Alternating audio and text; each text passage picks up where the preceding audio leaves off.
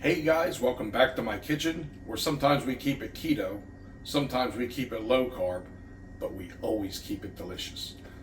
Now, if you're like me, you can't say no to a good sale. And about a month ago, I was able to score this gorgeous piece of rump roast, 3.5 pounds, for a little over 12 hours. This morning I went online to draw a little bit of inspiration, to figure out what I'm going to do with this nice piece of meat. And I came up with something that I think you're all going to like. So let's get to it. A shout out to Jeffrey at Pressure Luck Cooking for providing the inspiration for today's recipe. I'm going to include a link to his recipe as well in the description because it looked absolutely delicious. But since I'm doing low carb, I made a few changes to make this our own. And we're going to go ahead and get started with the rub. For the rub, we have a half a tablespoon of kosher salt, half a tablespoon of ground black pepper, half a tablespoon of garlic powder, half a tablespoon of onion powder, half a tablespoon of Cajun seasoning, 1 full tablespoon of smoked paprika, and 4 or 5 minced garlic cloves. So we're going to go ahead, get this mixed up, and get it on the meat.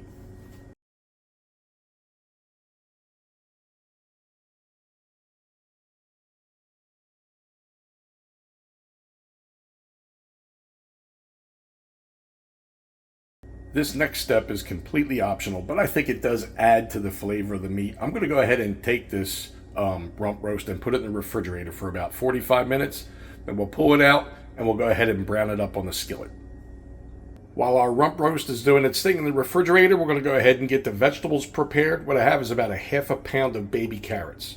Now, before the keto army comes out and attacks me, this is fairly keto friendly. A half a pound of baby carrots is going to add maybe 4 grams per serving to the recipe. If you're really watching your carbs, just leave the carrots out. We got a pound of sliced baby bella mushrooms, 3 ribs of celery, and 3 small yellow onions. So we'll go ahead, get those cut up, and then we'll get started on browning up our rump roast. I've heated up some avocado oil at high heat in a skillet, and we're ready to go ahead and start searing up the rump roast.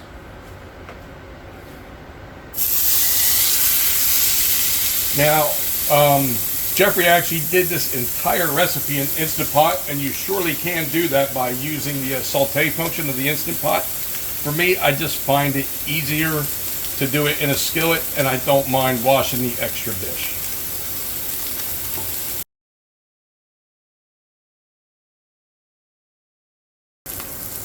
As I go, I gradually increase the heat on my skillet because obviously when you're dropping a cold piece of meat on the skillet, it's going to drop the temperature down. But I also don't want too much smoke, so I just found that increasing the heat while I'm searing the meat seems to work out pretty well.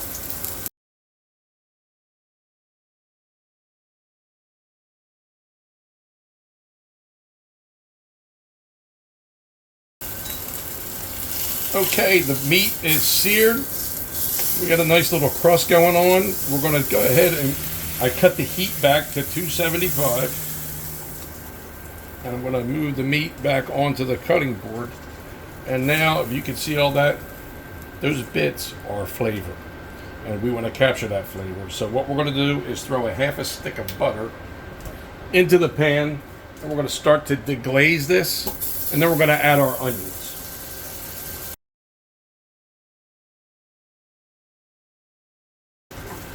The other reason why I like to do this as opposed to in the Instant Pot, the Instant Pot's pot is not a non-stick pot. And although with the deglazing process, you'll get most of those bits up, but this skillet is a lot easier to clean. And for that big piece of meat, it's just a lot easier to manage the searing of the meat and now deglazing the pan. Now we're going to go ahead and add our onions.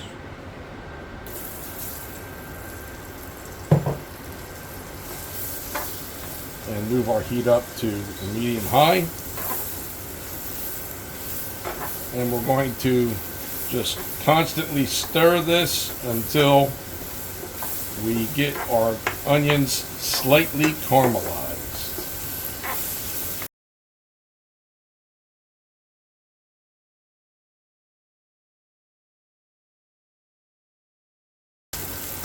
Okay, our onions are looking awesome. So I'm going to go ahead and cut off the heat. And what we're going to do now is we're going to get this onion into the Instant Pot. And then we're going to put our meat into the Instant Pot and get this thing going. All right, guys, it's go time. So we're going to go ahead now and add the onions and our rump roast to the Instant Pot.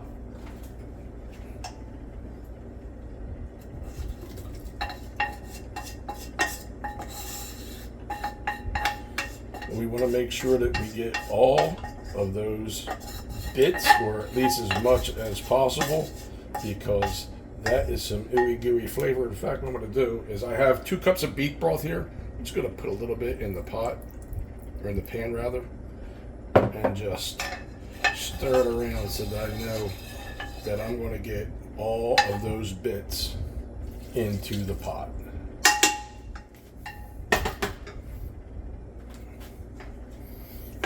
Just going to spread those onions out evenly. I'm going to take this handy dandy trivet that came with my Instant Pot, drop it into the pot, and then take our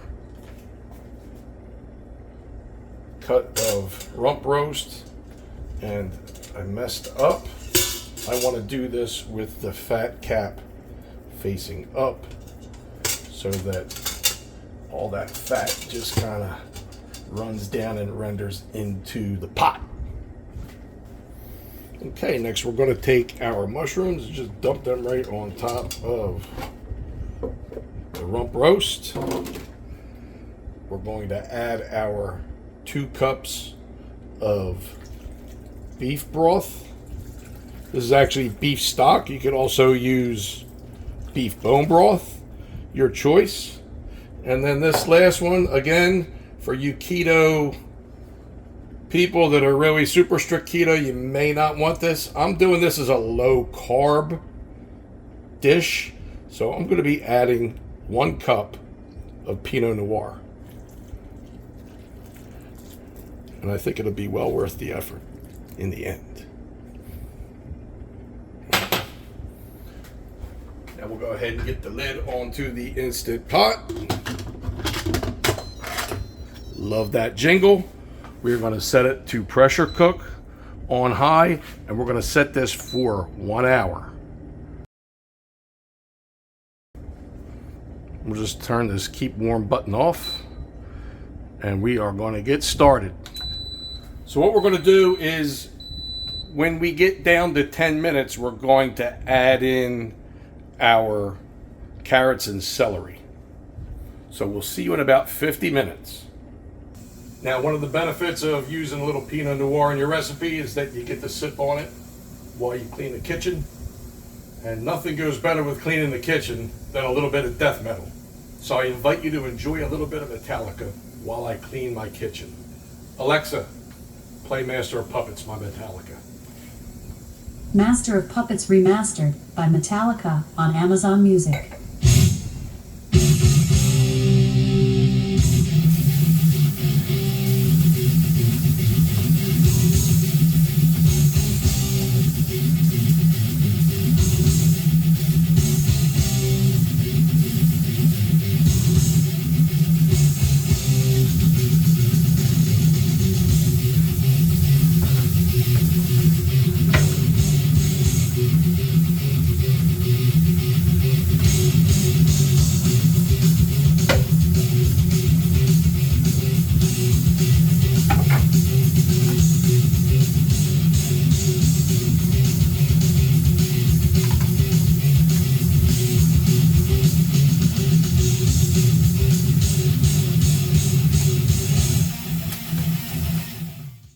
So we got the kitchen all cleaned up. Personally, I like to kind of clean the kitchen as I go. It just makes the whole cooking experience more pleasurable. So we're down to about 11 minutes left of cooking time. And what I'm going to do is I'm going to release the steam, and then we're going to add the carrots and the celery.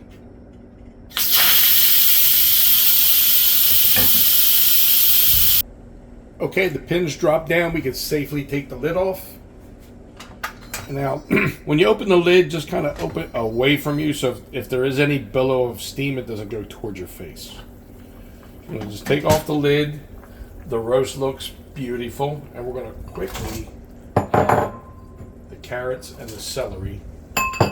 Get this lid back on. We're going to go ahead and pressure cook again, and we're going to finish this off for 10 minutes.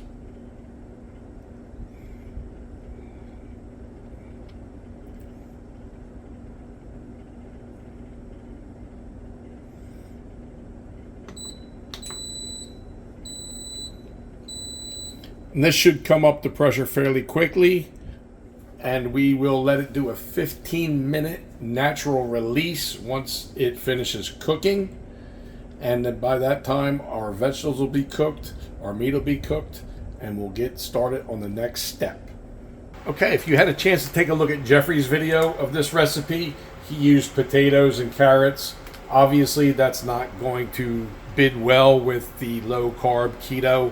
So what we're going to do is we're going to use a little bit of rice flour, which I have here. This is frozen. It's a 12-ounce packet.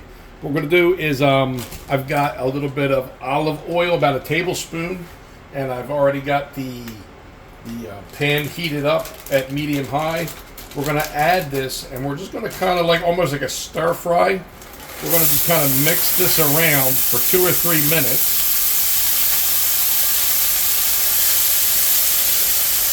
And then we're going to add 2 ounces of cream cheese. Now, not only am I adding the cream cheese for flavor, I'm also going to add that for texture. And then we'll also do a little bit of salt and pepper to taste. And we'll set this aside while we wait for our meat and vegetables to finish. We are about 3 minutes in, and now we're going to go ahead and add our cream cheese, a little bit of pepper, not a whole lot. Same with the salt, a little bit of salt, not a ton of salt. There's going to be plenty of flavor in our gravy. And now we'll go ahead and just kind of let this go for another 3 or 4 minutes. And just kind of make sure that we get all of that cream cheese evenly incorporated into the riced cauliflower. And we'll let that sit aside and cool, and wait for our meat to be ready to come out of the Instant Pot, which it looks like we got probably about another 20 more minutes. Okay, it looks like we have the cream cheese melted and nicely incorporated through the rice cauliflower, and at this point we're just going to go ahead and cut off the heat and keep stirring for about another minute. We just want to keep it moving so it's not sitting still in one place. I don't want any of this to burn on the pan. And then we'll just leave it in the pan. It's a nice warm pan, so it'll keep it warm for us while we wait on the meat and vegetables to come out of the Instant Pot. Okay guys, so I taste tested this riced cauliflower, and it was a little too cauliflowery, for lack of a better word. I'm looking for something that's more along the line of a mashed potato. So what I'm going to do, and I'm just winging it here, I'm going to add a little bit of heavy cream and stir that in for a couple minutes.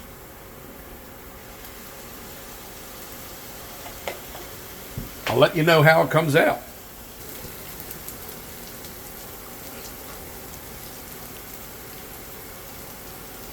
Oh yeah, a little heavy cream, a little bit more salt, and this rice cauliflower is exactly where I want it.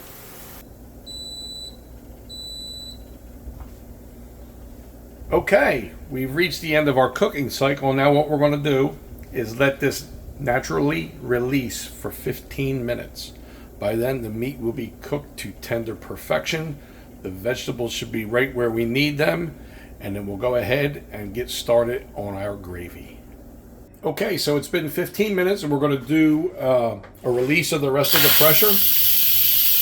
And once that pin drops, we will get the meat out of the pressure cooker, and onto the cutting board and move on to the next step. The pin has dropped and it's time to take the lid off and unveil our creation. And there you go. So we're going to go ahead and get the meat onto the cutting board, and then I'll see you in a minute. And there's our roast. Absolutely gorgeous. I cannot wait to cut into this thing. But for now, let's get on to finishing up the gravy. Okay, gang, I went ahead and set the Instant Pot to the saute function for 30 minutes. Now, of course, we're not going to need 30 minutes for this, but I set it at 30 minutes. I went ahead and prepared a slurry to thicken this up. And this slurry is made from the King Arthur Keto wheat flour. And it consists of 3 tablespoons of wheat flour and 5 tablespoons of water. And that's going to make up our slurry. We're going to add that now into the pot.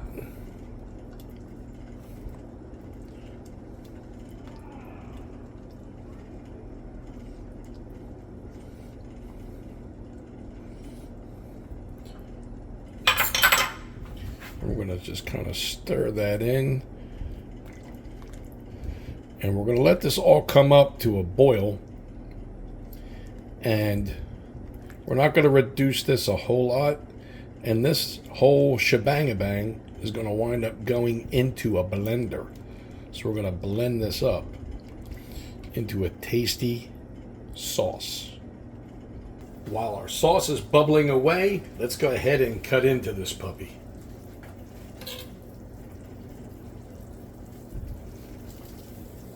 Oh my goodness.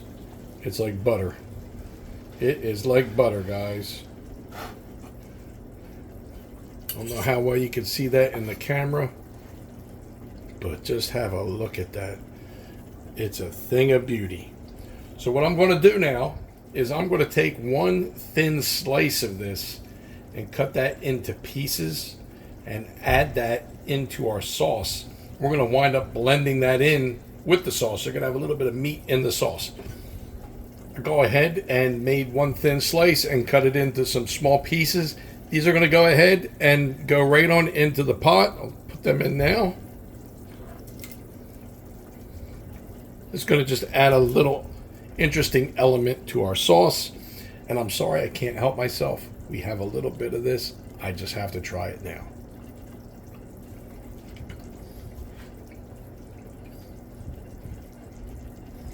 Very tender. And plenty of good flavor. I cannot wait to have this.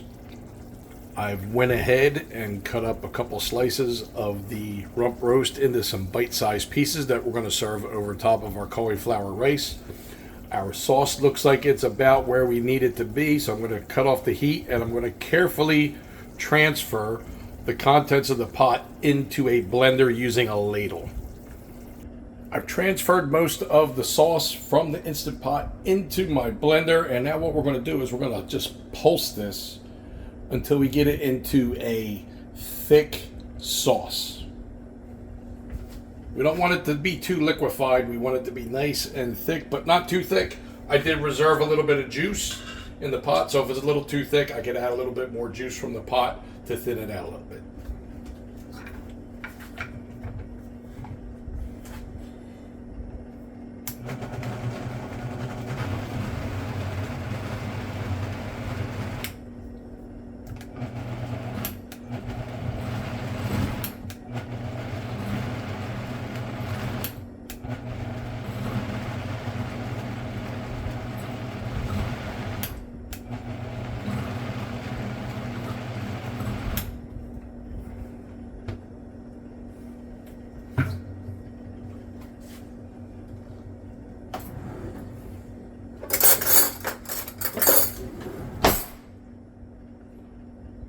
There you go, guys. I love when it comes out perfect on the first attempt.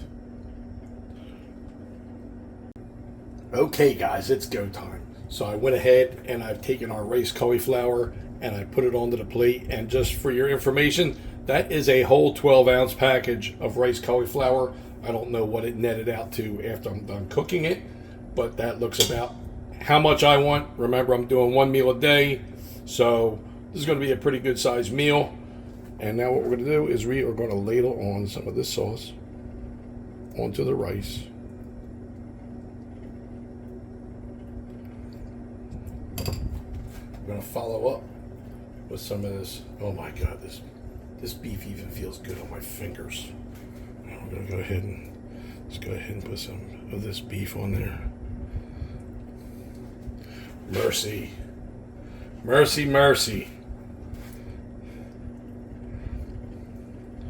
And then top that off with a little bit more of this sauce.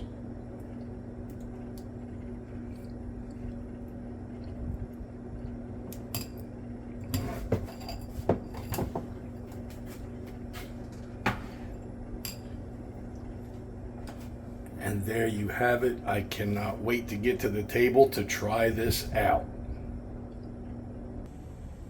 Okay guys, this is the moment I've been waiting for. I have not ate for 20 hours other than a little sip of wine and a couple little nibbles to just make sure everything tasted good.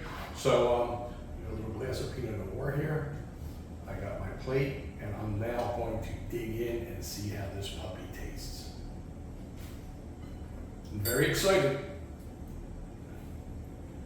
Make sure I give me a piece of meat and a little bit of that rice cauliflower and some of the sauce. Let's try this puppy out.